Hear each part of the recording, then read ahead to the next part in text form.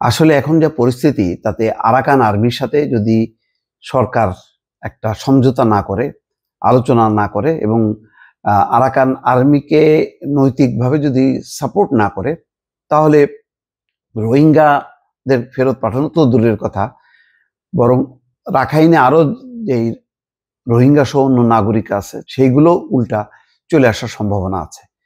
তো সেই আলোকে গুতারেস জাতিসংঘের মহাসচিব খুব সঠিক পরামর্শ দিয়েছেন যে রোহিঙ্গাদের প্রত্যাবাসনে আরাকান আর্মির সঙ্গে সংলাপে বসার পরামর্শ জাতিসংঘ মহাসচিবের। এই সুনামে একটি খবর, এবং বলছে যে এখন যে যুদ্ধ পরিস্থিতি তাতে রোহিঙ্গাদের ফেরত পাঠানো যাবে না, এটা হলো বাস্তবতা।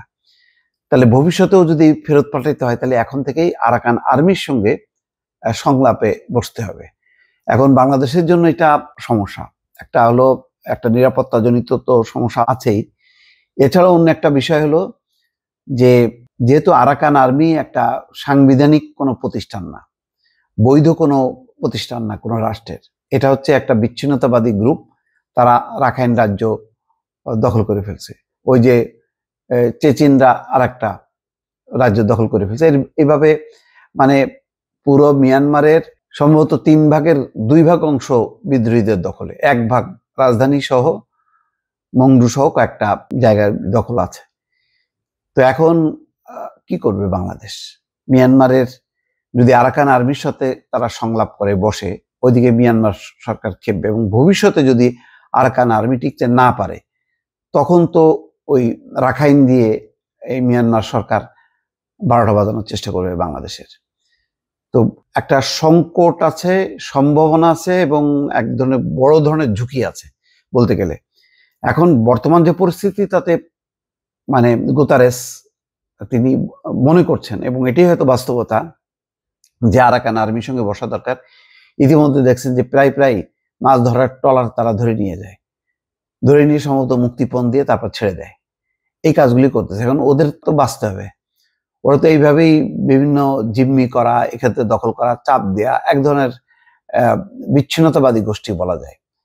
তো তারা দখল করে ফেলছে, তাদের পেছনে তো বৃহৎ কোনো শক্তি আছে। আবার কেউ কেউ বলে রাখাইনকে ঘিরে একটা খ্রিস্টান রাজ্য বানানোর একটা পরিকল্পনা আছে। তো সেই কারণে খুব একটা অস্থিতিশীল, এই অস্থিতিশীল অবস্থার মধ্যে কিভাবে বাংলাদেশ এগোবে এটা চিন্তা করার বিষয়।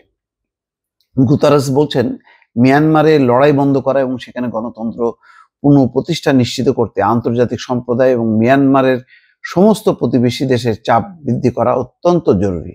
তিনি বলেন এটি শুধু গুরুত্বপূর্ণ শুধু বাংলাদেশের জন্য নয়, বরং সমগ্র আন্তর্জাতিক সম্প্রদায় এবং মিয়ানমারের প্রতিবেশী দেশগুলোকে একত্রিত করে একটি সমাধানের জন্য কাজ করতে হবে। এর প্রথম ধাপ হবে সহিংসতা বন্ধ করা এবং একই সঙ্গে এমন কার্যকর ব্যবস্থা গঠন করা যা মিয়ানমারের প্রকৃত গণতান্ত্রিক সমাধানের পথ সুগম করবে, যা স্বাভাবিকভাবেই রোহিঙ্গা শরণার্থীদের প্রত্যাবর্তনকে সহজ করবে।